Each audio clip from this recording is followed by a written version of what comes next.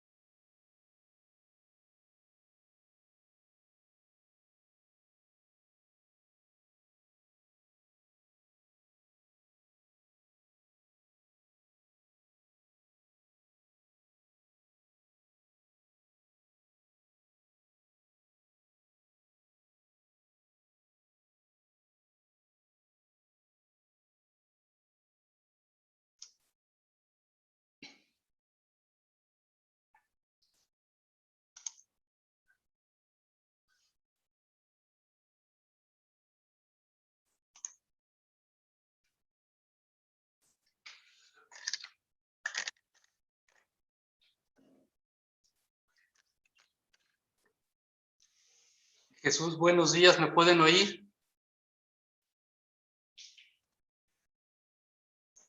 Oye, Jesús, me dejé de usar esto hace mucho rato y no encuentro cómo integrar el archivo de PowerPoint a la pantalla.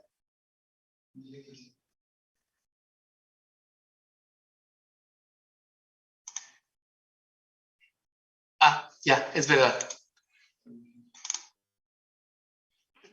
¿Pueden ver la foto?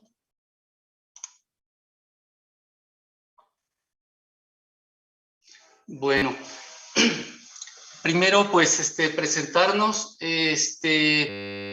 Mi nombre es Félix Alberto Aviña, soy traumatólogo, soy profesor de la Universidad Latina desde que empezó sus cursos, y el módulo de musculoesquelético y piel tomé algunas de las clases. Es un programa muy extenso y no podía yo con todo el paquete, entonces son muy pocas las pláticas que tengo con ustedes. Desafortunadamente ha continuado ahorita el sistema virtual y pues no podemos vernos como me gustaría en el aula. Este primer tema que tenemos está relacionado con la forma de hablar. Cada grupo del quehacer humano tiene un lenguaje propio, y en el caso de la medicina, pues yo creo que es de los más difíciles que hay. Yo siempre digo que dependiendo de quién hable, entienden diferentes las cosas, y como un ejemplo pongo siempre, por ejemplo, la prescripción. La prescripción en el caso de la medicina se consideraría hacer una receta, y para un abogado, por ejemplo, la prescripción sería el final de un plazo previamente acordado. Entonces, la idea de la terminología sería básicamente, perdón, aquí me metí mal, sería básicamente la idea de tener una forma de que conversemos todos y de que nos entendamos todos. Ahí vamos. Es una pintura del pintor Salvador Dalí, muy compleja, muy llena de imágenes y de fantasía. Y así de compleja está la terminología en medicina. Empezaremos por tener siempre presente que el cuerpo humano lo vamos a ver de frente, con los brazos extendidos hacia abajo y con las palmas apuntando al frente. Y entonces quedaremos claros que todo lo que decimos que es medial es porque está cercano a la línea media, que dividiría el cuerpo en dos partes iguales, derecha e izquierda. Mientras se acerque a esa línea se llama medial, y mientras se aleje de esa línea imaginaria que divide en dos mitades, derecha e izquierda, el cuerpo, se consideraría lateral. De modo que consideraríamos laterales las manos, pero consideraríamos mediales, por ejemplo, los pezones. En el contexto de el tronco y las extremidades, todo lo proximal es lo que se acerque al tronco. Por ejemplo, si vamos a hablar del extremo de un húmero, tiene dos partes, una pegada al hombro y una pegada al codo. En la zona del hombro sería la más proximal del húmero y la zona del codo sería la más distal del húmero. En el otro contexto anatómico está cefálico y caudal. Lo cefálico es lo que se está dirigiendo hacia la cabeza del individuo y lo caudal lo que se dirige a los pies. Y ahí podría también aplicarse, por ejemplo, en un fémur, ¿sí? En el que la zona más cefálica sería la que está ubicada en la articulación coxofemoral o de la cadera, y la caudal la que estaría hacia la rodilla.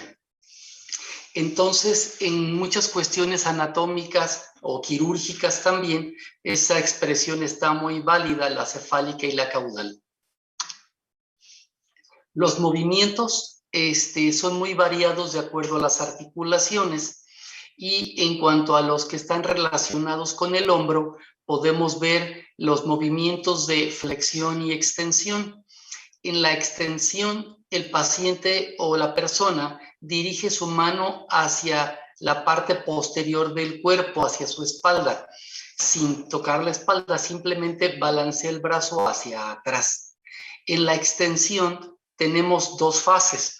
Una en la que levantamos la palma para tenerla a la altura de nuestro hombro, que serían más o menos 90 grados de extensión.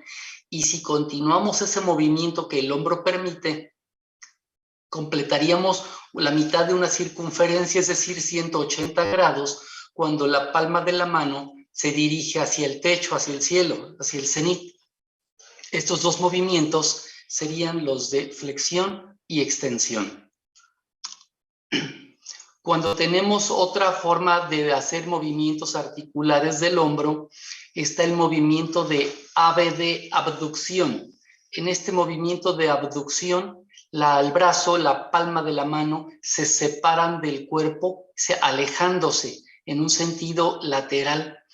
Y lo contrario de la ABD, abducción, sería la ABD, aducción. Ese movimiento aductor acerca la palma al cuerpo, e inclusive la puede hacer que se cruce un poco más hacia el lado opuesto, tanto en el sentido anterior como el posterior, y como la ilustración lo muestra, en el movimiento de aducción por la parte anterior del cuerpo, puede cruzarse mucho más hacia el otro lado que por el lado posterior.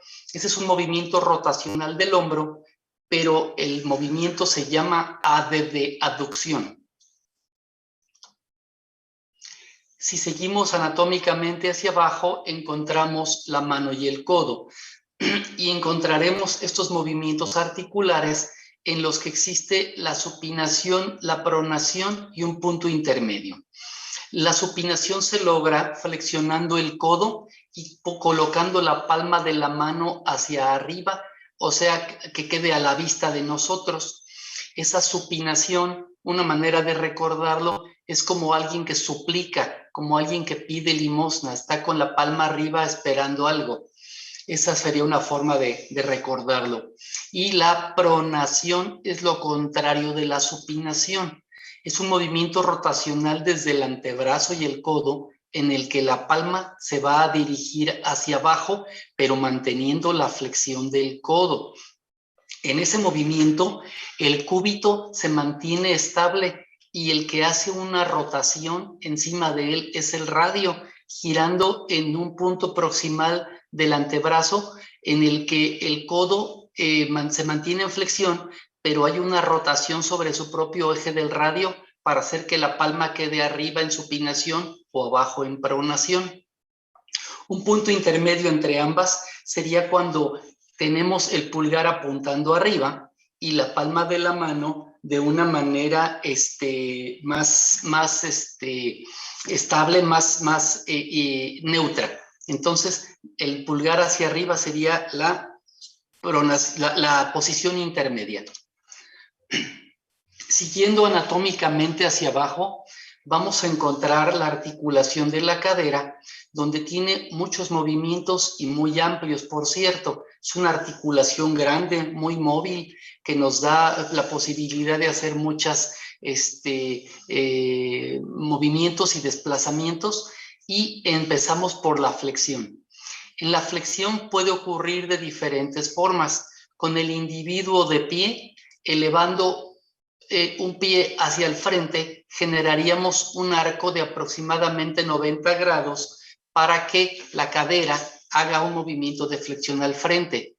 Otro tipo de flexión sería manteniéndonos de pie con una rodilla como que se dirigiera hacia arriba, generaría una flexión de la cadera aún mayor, alcanzando aproximadamente un ángulo de 120 grados.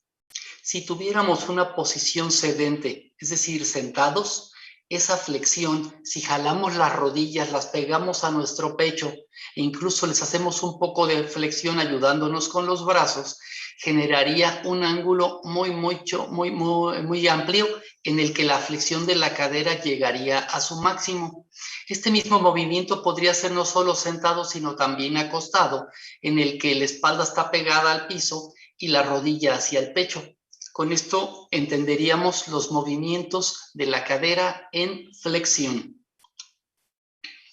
Un movimiento totalmente opuesto sería la extensión. Sería mantener las piernas una paralela con otra, con las rodillas extendidas, en el que podríamos inclusive hacer una flexión de la rodilla y aún así estar manteniendo la extensión de la cadera. Las ilustraciones muestran algunos movimientos en los que podemos tener diferentes ángulos de arcos de movimiento, pero siempre se considerarían una extensión, puesto que en el movimiento dirigiéndolo hacia atrás, hacia la espalda, o inclusive con la pierna extendida o con la rodilla doblada. Siguen siendo extensiones de la cadera. La misma cadera puede, aparte de esos movimientos de flexión y extensión, tener movimientos rotacionales, un giro en el que la pierna va a tener mucho que ver con ese movimiento para que ocurra en la cadera este resultado rotacional. Y entonces, como están las ilustraciones, se podría entender con el individuo de cúbito ventral, es decir, boca abajo sobre una superficie, y dirigiendo la pierna y su pie hacia afuera, es decir, alejándolo de la línea media para conseguir una rotación en la cadera. Esta rotación, decíamos, puede ser medial, lateral o quedar en un punto neutro, que ahí pues ya habría rotación, sería un punto de reposo. Esta misma rotación se consigue con un paciente sentado o acostado, en el que, digámoslo así, cruza la pierna. Y ese sería el equivalente a una rotación de la cadera, según las ilustraciones que estamos viendo, o estando tal vez sentados o acostados, con un poco de flexión de la rodilla y de la cadera, dirigir el pie hacia afuera, como si quisiéramos alejar el pie, pero acercar la rodilla. Sería la forma anatómica de conseguir una rotación medial de la cadera. Hay un movimiento complejo que hace la cadera en el que se combinan muchos movimientos.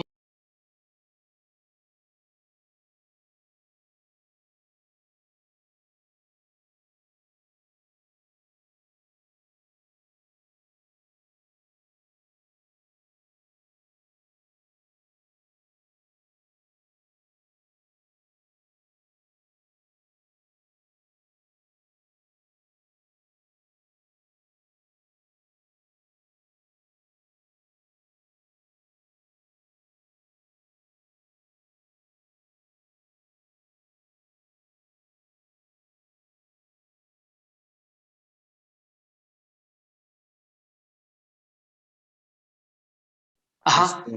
Quedamos un poquito atrás. ¿Me regreso? A la rotación medial o nomás repetimos la circunducción.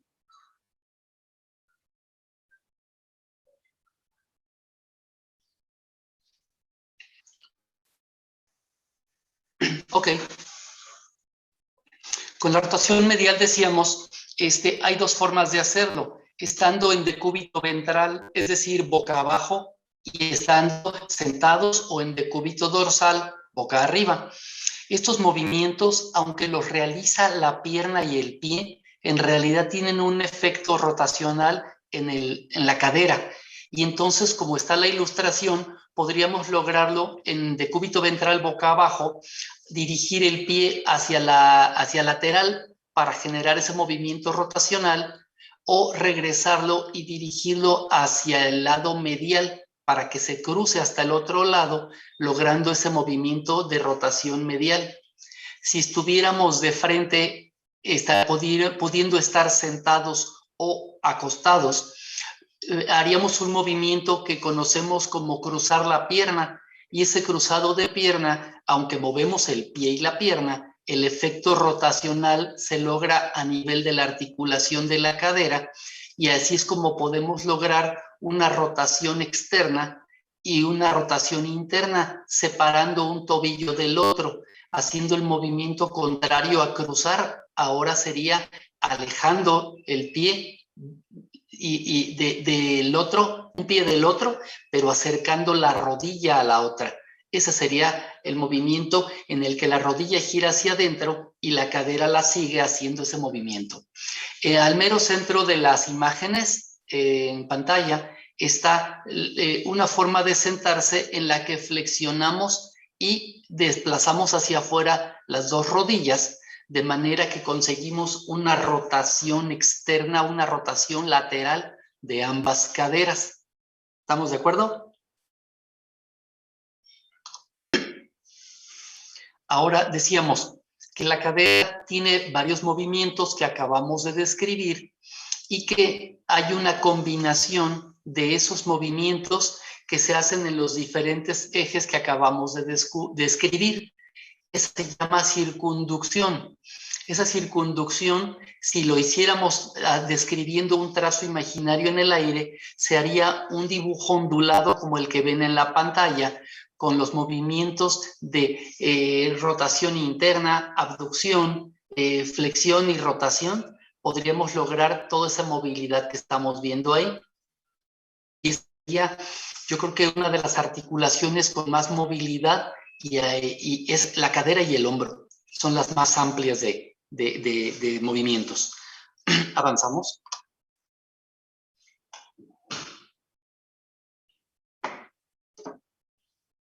Existe la pérdida de la alineación anatómica normal, natural, y llamamos deformidades. Esas deformidades, pues pareciera que suena feo decir a alguien que está deforme, pero la palabra lo explica, es una pérdida de la forma, una deformación, perdió su alineación.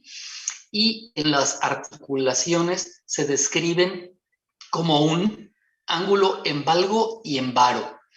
El ángulo valgo está dado por la unión de las dos rodillas, ¿sí? Cuando la deformidad tiene un ángulo que apunta hacia la línea media, y lo contrario, que sería el varo, es cuando se separan, en este caso, las rodillas, y el ángulo descrito entre el fémur y la tibia a nivel de la rodilla va a apuntar hacia el lado lateral.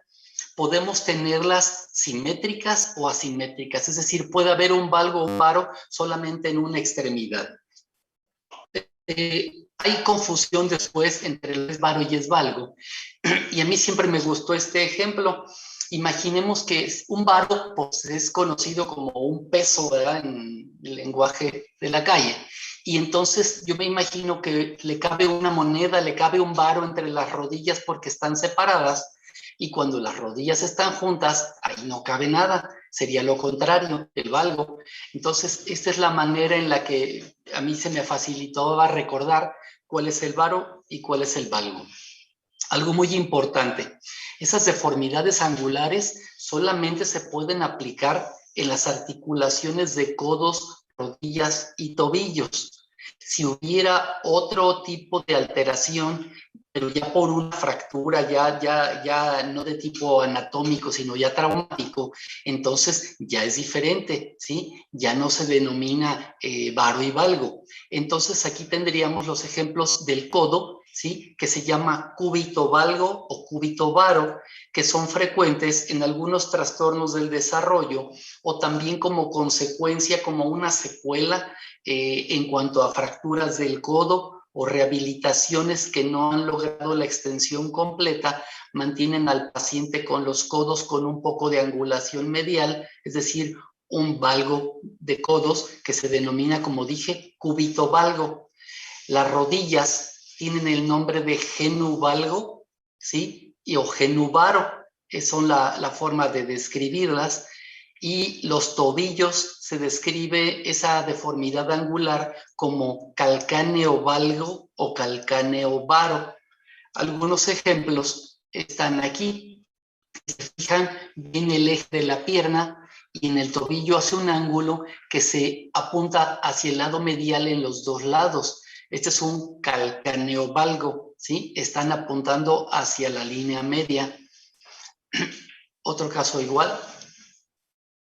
Un trastorno, este sí es congénito, es muy severón, pero pues observen el valgo tan importante que describe esta pacientita. En el caso de rodillas, el genu varo y el genu valgo, en este caso el valgo, las rodillas están juntas y la distancia entre los pies es muy amplia. Se dice que debe ser un rango mayor a 10 centímetros entre los dos tobillos, entre los dos pies, y las rodillas tocándose para considerarlo valgo. El eje que constituyen fémuro-tibial no es un eje recto, tiene de 3 a 5 grados de angulación en casos normales y cuando ya se exagera se ve de esta manera las rodillas juntas. Este puede ser un trastorno del desarrollo que aparece solo y se va solo. Otros necesitan un manejo, todo dependiendo de la edad del paciente. Y otros, como decíamos, como una secuela de algún tipo de fractura o de manejos con ortesis, con plantillas que duraron más tiempo y se fueron al lado contrario de la corrección que queríamos hacer.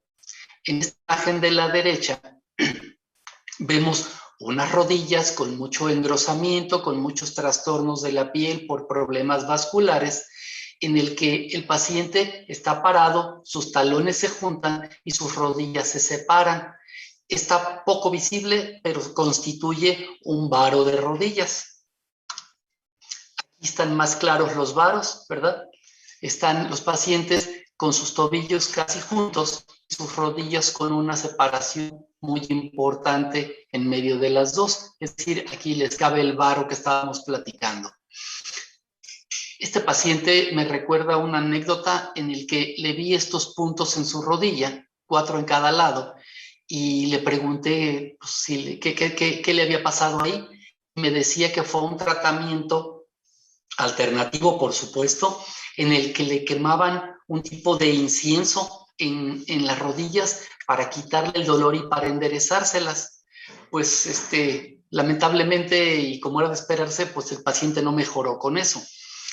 Pero vean hasta dónde llega el ingenio para generar un tratamiento que, pues, por supuesto, no funciona. Estas angulaciones que decíamos, radiográficamente se ven así. Vemos el eje invertido, como decíamos, ¿verdad? Si normalmente tenía un ángulo chiquito de 3 a 5 grados, aquí está invertido. Y nos damos cuenta porque el espacio de la articulación, la línea articular que vemos entre las dos rodillas, tiene una disminución, un cierre o pinzamiento, también le llamamos, hacia las dos rodillas en el lado medial. Y por supuesto, del lado lateral, una apertura, ¿sí? Radiográficamente, esta imagen nos dice que el paciente tiene un varo, que tiene sus rodillas separadas y que tiene sus ejes alterados, dado que de la rodilla al tobillo, pues la tibia se dirige hacia el lado medial, hacia el lado interno, y arriba está una separación importante. En el caso de la derecha, esta otra radiografía, Si se fijan, tiene un desgaste importante. La línea articular está muy reducida, casi desaparecida de los dos lados, pero los ejes están conservados. Esta paciente ocupó una prótesis por desgaste, pero no tuvo angulación, no tuvo deformidad angular. Este es otro tipo de angulaciones y lo traigo a colación para que no confundan eso. Decíamos que lo de valgo y varo está relacionado con la articulación nada más. Esta es una fractura que está a medio camino entre la articulación de la muñeca y del codo y tenemos este otro trastorno tan grave. Este es un paciente que se fracturó la pierna, estuvo operado. El paciente se paró y caminó antes de tiempo, dobló el implante, claro, con todo y su hueso, y tuvo esta deformidad tan importante que fue pues difícil resolverla otra vez. Esto fue por no esperar el tiempo de consolidación y por el entusiasmo por el básquetbol. Entonces comentábamos eso de la necesidad de establecer bien lo que es varo y valgo solamente en articulaciones. ¿Tienen algún comentario, alguna pregunta?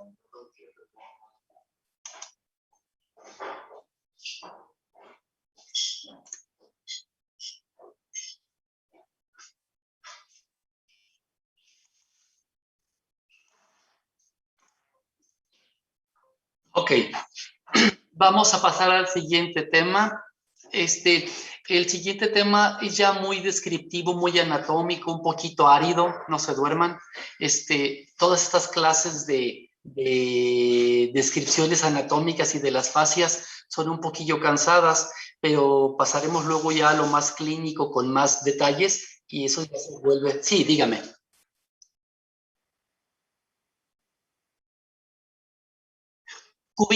Cúbito valgo o cúbito varo.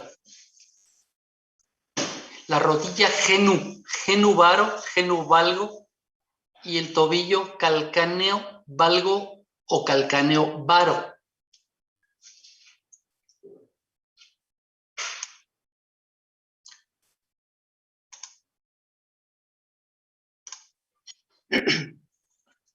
Sí. Es una fotografía histórica del sismo del 85 en Ciudad de México. Siempre me ha gustado mucho la fotografía y lo que no logro hacer yo, pues lo admiro en los que ya lo hicieron. Es una foto, pues, en el instante en que se están derrumbando hoteles sobre la calle de Benito Juárez, enfrente de Bellas Artes, muy cerquita de la Torre Latino.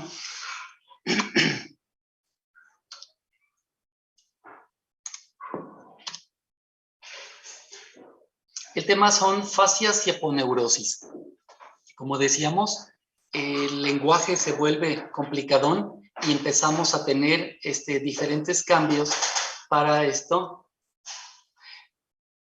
Y entonces vamos a empezar, permítame tantito, solo afuera. La descripción de las fascias aponeurosis a nivel muy general se describirían como una membrana fibrosa que envuelve a los músculos. Esta es una cobertura que los mantiene agrupados y hace que tengan una contención durante la contracción. Los músculos al contraerse disminuyen su distancia y aumentan su volumen, y esta fascia, estas aponeurosis hacen que al envolverlos no se salgan de su sitio, que logren su contracción y que tengan la función para la que están destinados. Es importante no confundirlo con tendones. El tendón es una prolongación fibrosa de los músculos que les permite insertarse en otras áreas, y las fascias, como decíamos, es una envoltura. Estas fascias y aponeurosis tienen habitualmente una forma de cilindros huecos. Generalmente son un tubo que luego pueden tener diferentes formas. Perdonen, está pasando el tren y hay mucho ruido. Voy a esperar tantito.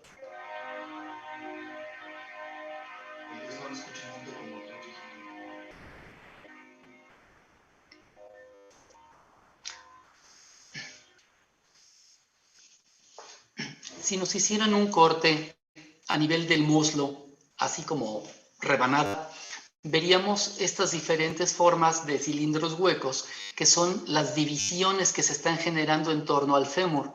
Estas divisiones están precisamente hechas por estas fascias de aponeurosis, considerando que tenemos una función para cada uno, están anteriores, están posteriores, y alcanzamos a ver también aquí los diferentes vasos y nervios que están localizados a lo largo de todos esos compartimentos que se van formando.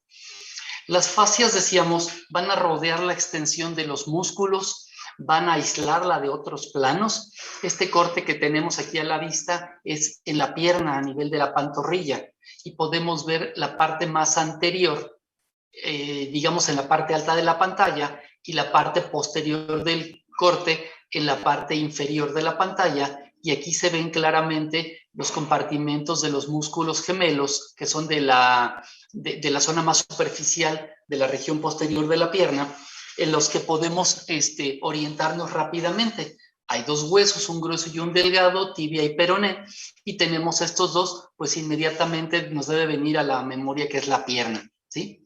Tenemos todo el complejo vascular aquí, nervioso, y como decíamos, estas fascias y aponeurosis van a aislarla de otros planos.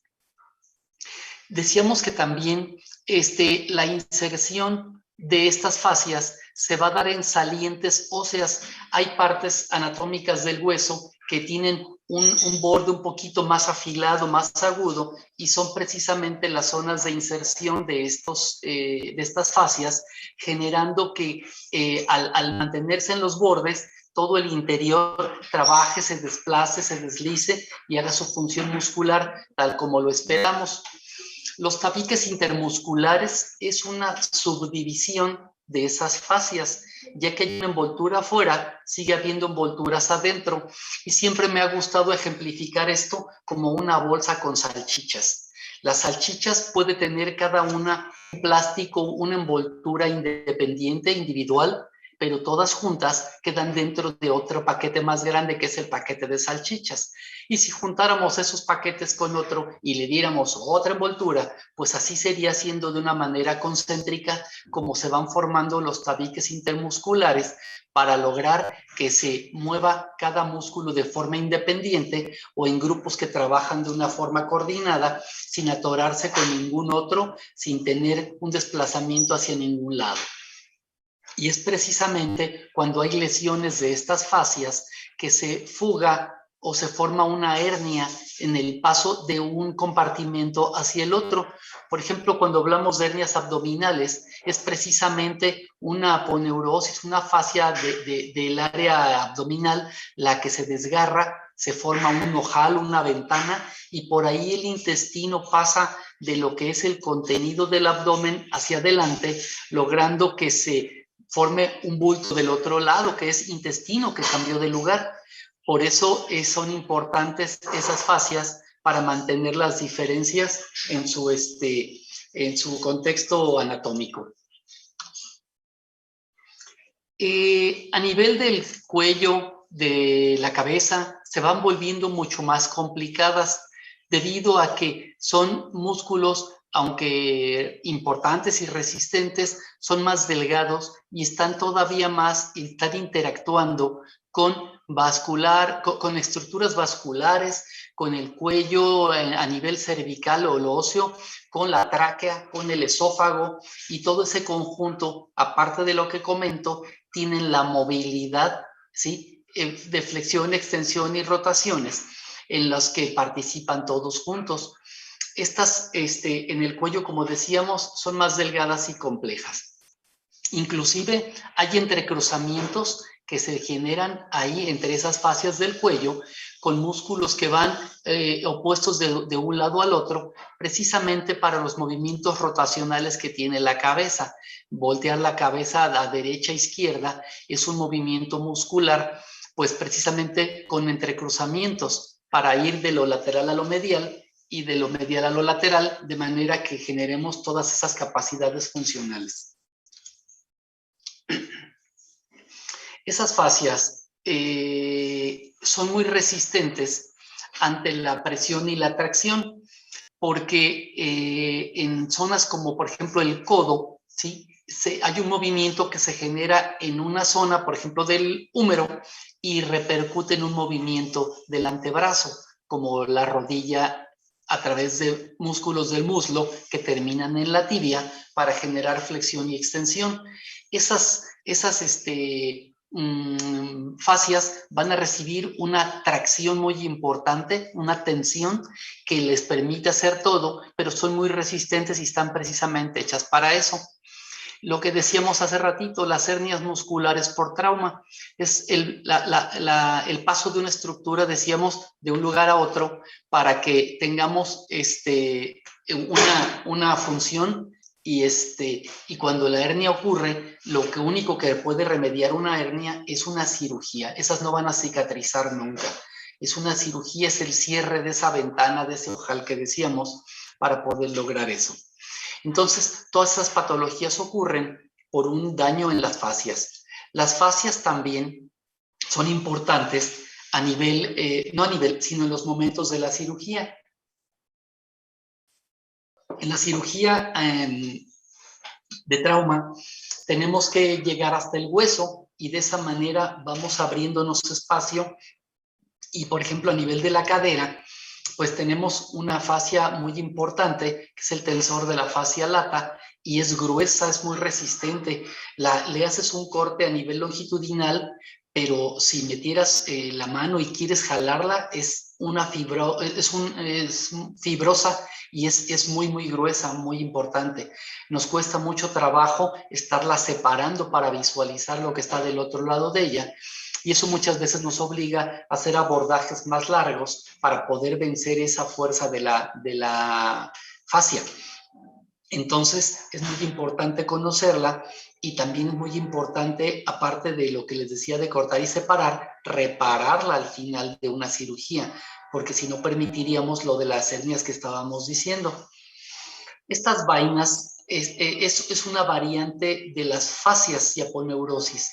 Las vainas fibrosas y sinoviales de los tendones son la envoltura, ahora sí, muy delgada, muy fina, muy independiente en las terminaciones tendinosas de los músculos. Y, por ejemplo, aquí en esta ilustración tenemos el músculo con un vientre más grande, con fibras rojizas que se convierten en unas fibras ya blancuzcas de un color como nacarado, brillante, y esas también como tienen un movimiento y un desplazamiento, se insertan en los huesos y esas vainas las rodean, las bordean permitiendo su deslizamiento.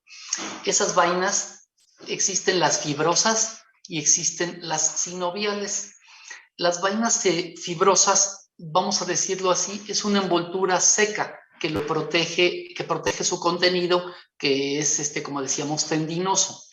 Y las vainas sinoviales es una estructura, pero ya húmeda. Esa sinovial produce líquido sinovial que se convierte en un lubricante natural de las articulaciones y en este caso de la función tendinosa. Esas vainas sinoviales hacen que patinen los tendones, por decirlo así, que se deslicen en zonas donde hay un cambio de dirección, por ejemplo, el tobillo. Viene toda la estructura tendinosa desde la rodilla hasta el tobillo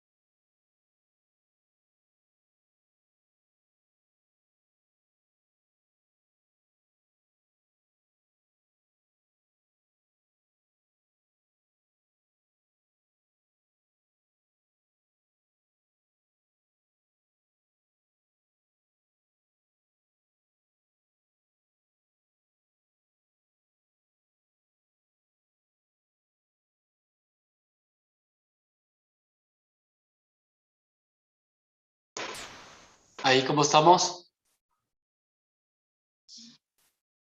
Sí, es que pienso que se acabó el tiempo, ¿verdad? Descuidé el relojito. Sí, bueno. Entonces, voy a repetir esta parte.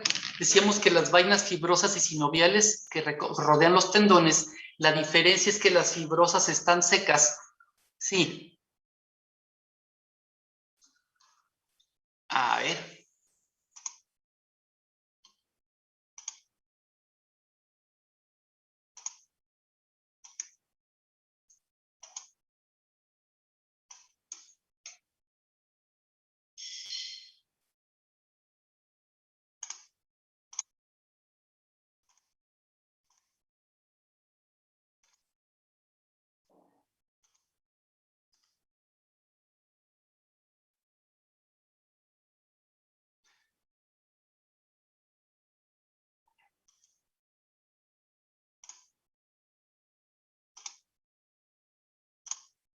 ¿Ya estamos?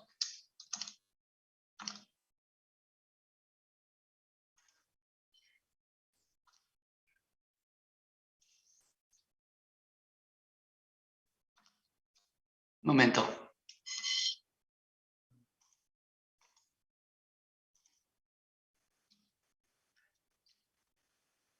Aquí, ¿sí? Ok, volvemos al punto. Decíamos que existen las vainas fibrosas y sinoviales que rodean los tendones. Habíamos hablado al principio de la envoltura de las masas musculares grandes que había pues en las zonas con más volumen, como es el muslo, la pantorrilla, el brazo, el antebrazo. En este caso son zonas más adelgazadas, como el pie, por ejemplo, en esta ilustración, donde permiten el deslizamiento de esos tendones. Las fibrosas son secas y las sinoviales son húmedas. Decíamos que las sinoviales tienen una cubierta cerosa que rodea el interior de esos túneles y esos hacen que se deslicen los tendones. Estos favorecen ese deslizamiento, evitan las fricciones precisamente por la humedad que tienen y aumentan pues la duración de de esas estructuras, es decir, que se utilicen para el trabajo, el deporte o la vida diaria, depende mucho de que siga todo eso intacto y entonces las cubiertas sinoviales ayudan a que todo esto ocurra. Tenemos varios ejemplos que son en el nivel del tobillo, por ejemplo, aquí está el peroné, que no se ve muy claro aquí en esta imagen, los ligamentos que van uniendo esos huesos y por detrás del maleolo del peroné se deslizan esos tendones que son los peroneos laterales corto y largo, que van a pasar aquí en este lado. Por enfrente, en la zona más dorsal del pie más anterior, tenemos todo lo que tiene que ver con los extensores de los dedos del pie y esos todos están favorecidos por una vaina sinovial. Esas sinoviales pues tienen varias partes, lo que es la hoja visceral, es decir, la que está en contacto directo con el tendón, la hoja parietal, la que aísla ese tendón del resto de las estructuras, y los recesos sinoviales donde ocurren una especie de pliegues que van a funcionar a veces abiertos, a veces cerrados, pero que van a generar un tipo de protección también. Las bolsas cerosas están localizadas en diferentes partes de las articulaciones con mucho movimiento y dichas bolsas favorecen, como decíamos también en los otros casos, el deslizamiento muscular. En este caso es una imagen de un corte lateral de la rodilla y esta es la posición donde quedaría dicha bolsa cerosa. También las conocemos como bursas. Esa bursa es como una especie de globo desinflado que tiene en su interior líquido, está húmeda, está lubricada y hace un movimiento, no nomás que recibe la presión, sino una especie de desplazamiento entre sí mismo para que haga que se muevan esas estructuras sin dañarse. En el caso de la rodilla, todo el músculo del cuádriceps está fijo mediante un tendón a la rótula y como saben esa rótula en los movimientos de flexión y extensión va para arriba y abajo. Eso hace que este tendón y el músculo cuádriceps tuvieran una presión muy importante contra la cara anterior del fémur Sin embargo, la presencia de la bursa, de esa bolsa cerosa, disminuye la presión y la fricción, haciendo que nos dure mucho. Existen otras bulsas aquí abajo en la zona infrarrotuliana que van a hacer lo mismo, proteger el tendón rotuliano contra la saliente ósea que presenta la tibia en su cara anterior, para que el movimiento no lo vaya a deshilachar, vamos a decirlo así, a lesionar. Todos siguen siendo mecanismos de protección y de deslizamiento. En esta otra imagen es la articulación del hombro. Aquí tenemos la cabeza del húmero, el músculo deltoides que baja aquí por un lado, el tendón del supraespinoso que sale, como su nombre lo dice, por arriba de la espina del omóplato y va a dar precisamente a la cabeza del húmero por debajo del acromion que se ve en este corte aquí óseo, ¿sí? El acromion. Entonces tenemos el tendón supraespinoso y por encima del tendón tenemos esa otra bursa, ¿sí? La bursa subacromial, precisamente para evitar la fricción del deltoides sobre el húmero en su infinidad de movimientos. La cápsula articular y este receso que decíamos también se queda aquí. Aquí pareciera un pliegue como que le sobra material, como que le queda grande, pero ahora imaginemos que este húmero que en esta imagen está dirigido hacia abajo con la mano colgando, levantara la mano, digamos, a nivel del hombro, y entonces eso sería un movimiento que ahora tendría esta posición horizontal el húmero, pues toda esta fascia, perdón, toda esta bursa va a cambiar de forma, se va a tensar en otro sentido, y para eso sirven estos recesos, para adecuarse a los movimientos y mantenerse en su lugar. Igual, por cuestión de la producción de ese líquido sinovial, pues están guardando un poquito de lubricante aquí y en cada movimiento logran que se desplace ese líquido y mantenga la humedad interna para su lubricación. Seguimos siendo la máquina perfecta. Es un trabajo de tipo artesanal. Los huicholes en una zona por acá de Nayarit hacen un trabajo con pequeñas piezas de colores, y en este caso me llamó la atención esta fotografía que encontré por allí en las redes, donde decoraron todo un auto a piedrita por piedrita. Son trabajos muy laboriosos, muy arduos, y es gente, pues, son artistas de esto, buscando la perfección, ¿verdad? Como decíamos ahorita, del cuerpo humano. Jóvenes, este es más o menos el modo ahorita que vamos a seguir para las clases, en lo que termino de recuperarme. Pues me sorprendió este asunto de piedras en el riñón. Aparentemente iba a ser muy sencillo extraerlas, pero hubo algunas complicaciones que me obligaron a alargar más el tiempo de convalecencia, y por eso pues, estoy desde casa ahorita atendiéndolos. Espero las instrucciones del urólogo en cuanto al momento que ya pueda yo andar más movido, y voy a tener el gusto de conocerlos ya ahí en el campus, para que tengamos el acercamiento como debe ser, la interacción como debe ser. Y estas presentaciones, pues yo de una diapositiva puedo hablar mucho. No sé si les sirvan a ustedes, yo puedo compartirles el material, pero no se vuelve la clase en sí, sino son, ¿cómo les diré?, claves de las que yo puedo seguir hablando. Pero si les interesan, las podemos ir compartiendo por el mismo WhatsApp con el jefe de grupo y a su vez con ustedes, para que tengan acceso a esas imágenes como recordatorio, no como una clase como tal. ¿Quisieran que las enviáramos?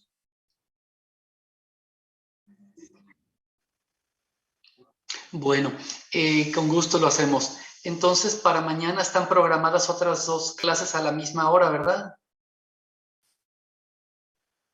Bueno, sí, sí, claro. Sí, sí, sí, hay tiempo suficiente. A ver, tenemos aquí un aviso.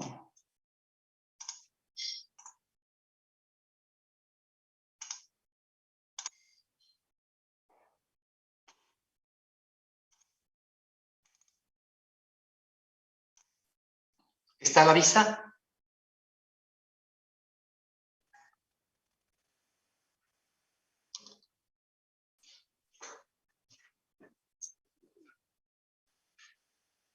Claro que sí.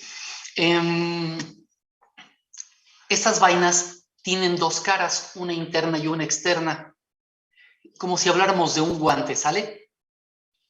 El tendón es cada uno de mis dedos y entonces el guante tiene un lado que toca mis dedos y tiene un lado que queda por fuera.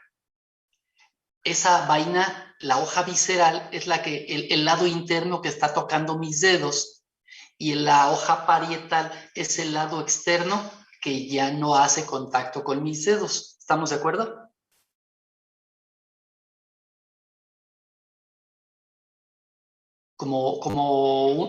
Sí,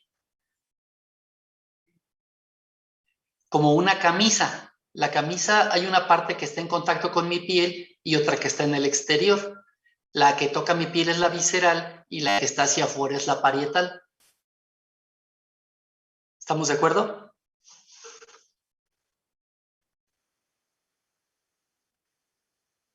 Sí, con el tendón. Acuérdense que esas son para los tendones, ¿sí? Son las vainas de los tendones.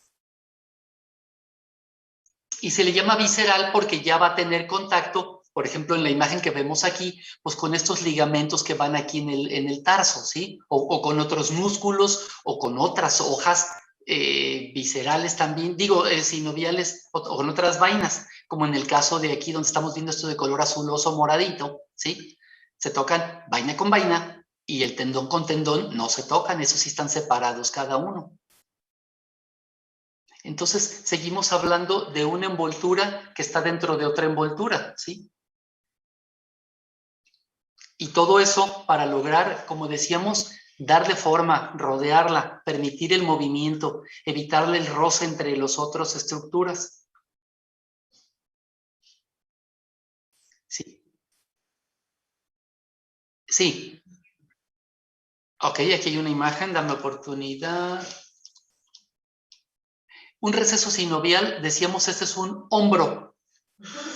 Si esta es la cabeza del húmero, este es el deltoides, es decir, la redondez del hombro que podemos palparnos. Digamos aquí, donde nos vacunan, es esta zona. ¿Sí se ve mi cursor? ¿Pueden ver el cursor? Ok, aquí es donde nos vacunan para que nos entendamos, ¿sale? Entonces, el receso sinovial es este hueco que está aquí detrás. Aparentemente está holgado y oculto, pero si le diéramos movimiento a este hueso del húmero, es decir, en vez de que la mano esté colgando, la mano se levantara hasta la altura del hombro, esta posición longitudinal del húmero ahora sería horizontal. Entonces se va a modificar todo este receso sinovial para darle espacio al movimiento y volver a regresarse a su lugar conservando eso mismo. ¿Para qué sirve el receso? Para aislarlo de otras estructuras, para lubricar su movimiento y para limitar. También tiene un tope todo, ¿no? Las articulaciones llegan hasta cierto punto también nada más. Entonces, todo eso ayuda, la movilidad, la lubricación y el espacio entre dos músculos, como decíamos aquí. ¿De acuerdo?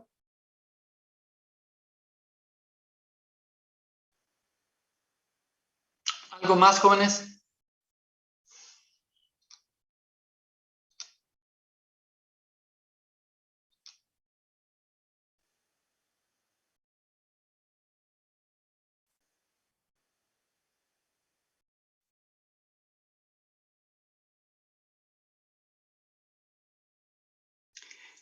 Sí, la palabra cerosa es como si tuviera cera, está húmeda, ¿sí? No es como la mucosa, sino acá es una cerosa, tiene una humedad diferente. Mucosa, pues la mucosa oral, ¿verdad? Pero en este caso es un forro, pero húmedo. Son las sinoviales. Y decíamos que las fibrosas, esas están secas, ¿sí?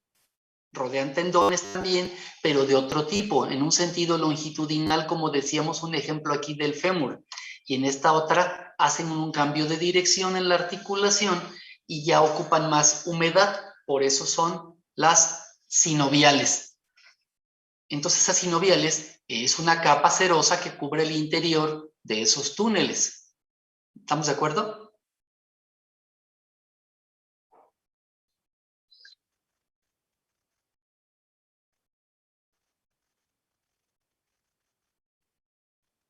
Bueno, mira, de anatomía hay un montón de textos. Ahí en la escuela había unos libros, ay, se me fue ahorita el nombre, no me acuerdo si era la Target. ¿Ustedes han comprado libros de anatomía? Es que la escuela tiene ahí en la biblioteca.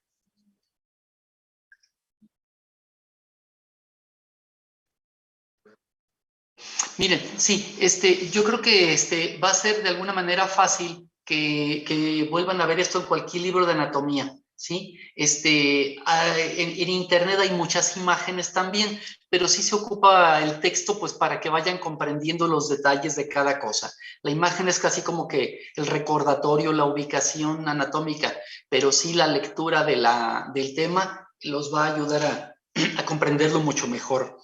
Te digo, yo llevé el libro de Quirós hace muchos años, que todavía existe, pero creo que la escuela tenía un Latarjet, un libro amarillo con azul, se me escapó su nombre ahorita. Me parece que vienen 2 tomos. Y ahí va a venir esto de las vainas.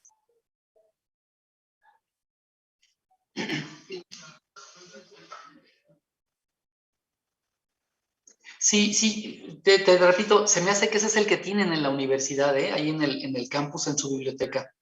Pero si encuentran otro y me quieren hacer algún comentario, con mucho gusto lo replaticamos.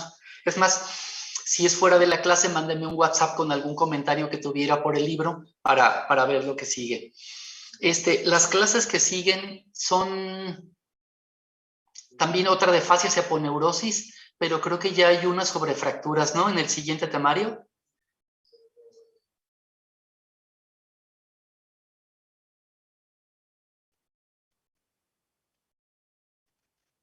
Ándale, ya está menos árido que esto.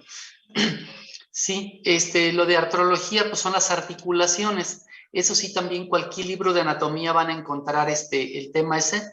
El Quirós, que es el que yo estudié, como les decía, había todo un tomo que eran huesos, músculos y articulaciones.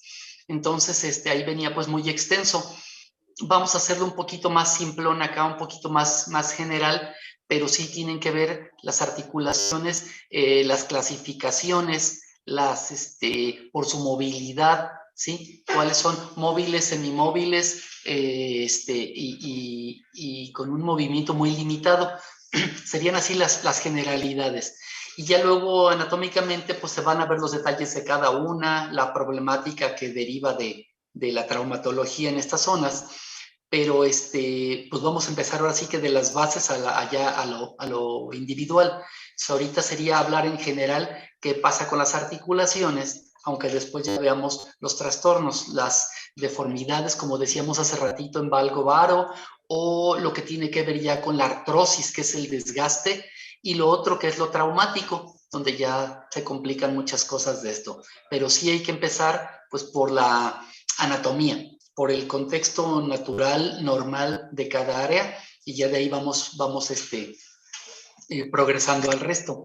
En la clase de mañana de las fracturas cerradas, pues sí vamos a analizar, ¿verdad?, los diferentes trazos y sobre todo las clasificaciones. Las clasificaciones, hay un montón de clasificaciones para cada área, porque pues, está la escuela francesa, la norteamericana, lo que hacen inclusive en Europa hay otro tipo de clasificaciones, y cada quien que ha logrado publicar un libro con su propia clasificación, todas tienen como finalidad unas por el sitio, por ejemplo, en un hueso largo, si es proximal, diafisario o distal, otras clasifican el número de fragmentos, otras clasifican los desplazamientos que se hayan tenido. Una cosa es que el hueso se fracture y otra cosa es que se disperse, se separen los fragmentos. Entonces, esas clasificaciones, como les digo, son muy variadas.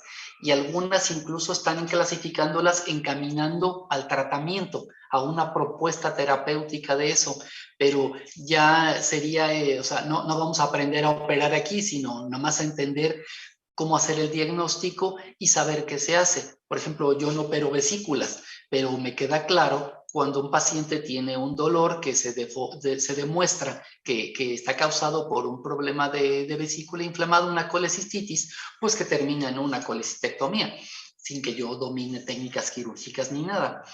Con este ejemplo les digo a ustedes que quisiera que al final fueran capaces de describir una fractura, de ubicarla en un contexto anatómico y de decir cuál le ponemos un yesito y así queda y cuál tenemos que operarla para que se resuelva. Ese es el objetivo de la clase de mañana. Entonces, hay un programa académico que deben tener ustedes donde describe cada clase cuáles son los objetivos. Le pueden dar una buscadita breve a eso, pero si se ven en algún libro de traumatología o en internet, lo de las fracturas, hay un libro de Campbell que es muy especializado, pero podrían encontrar las clasificaciones, otra la hace la AO, es un nombre alemán que no me lo sé, ¿sí? Que significa el estudio de la osteosíntesis y habla sobre las clasificaciones y todo eso también. Eso sí los pueden buscar, AO, así se llama, la clasificación de AO para las fracturas. Le pueden dar una miradita también rápida en internet, es muy sencillo encontrarlo, ¿sí? Y se vayan familiarizando un poquito para que mañana se haga más digerible todo esto. ¿Cuántas materias llevan en este semestre? En este módulo.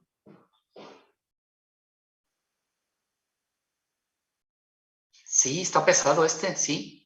Entonces los empiezan a bombardear cada quien con sus temas y se vuelve complicado hacer exámenes y estudiar para todo, pero pues esa es una dificultad pues muy propia de la carrera. La única salida que tiene uno para eso es estar leyendo todos los días. No hay otro modo, y abarcar tantas clases en tan poco tiempo, pues se vuelve dificilillo, pero como les dije, no vamos a ser muy exigentes, muy especializados en cuanto al contexto.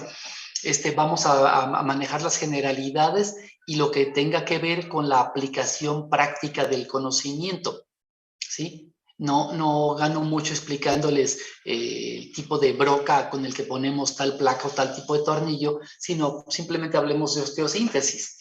Pero en cuanto a la anatomía, ahí sí hay que meterse un poquito más para que la comunicación, como decíamos en la plática previa, pues sea igual entre todos y todos nos entendamos. Y cuando hablemos de un diagnóstico, cualquier médico lea lo que yo escribo o ustedes escriben y les quede claro de qué estamos hablando, anatómicamente, por supuesto, enfocados a los temas que estamos aquí tratando. Entonces, esa es la invitación ahorita, que vean las generalidades de las fracturas para que nos entendamos mañana. ¿Les parece?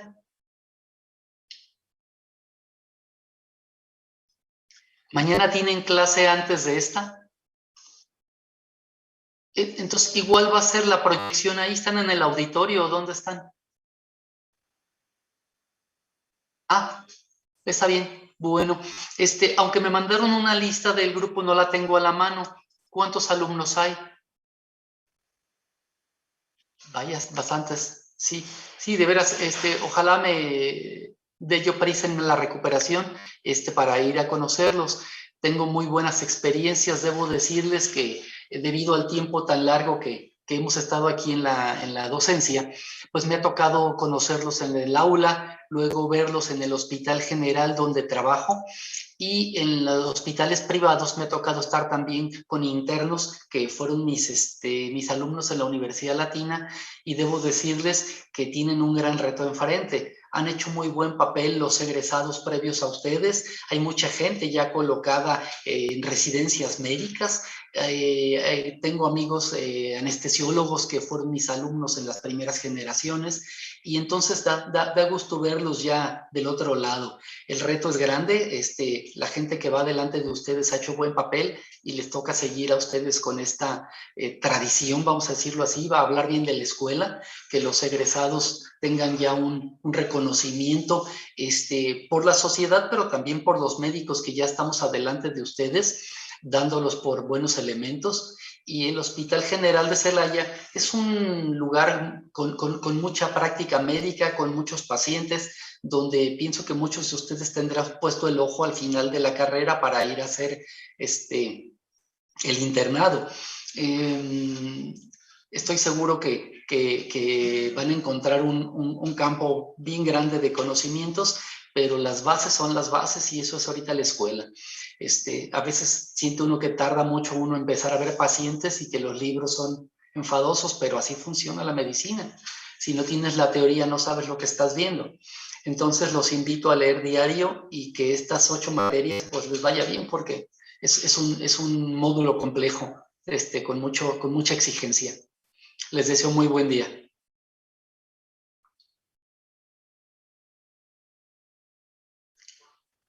Gracias, hasta mañana, jóvenes. Bye.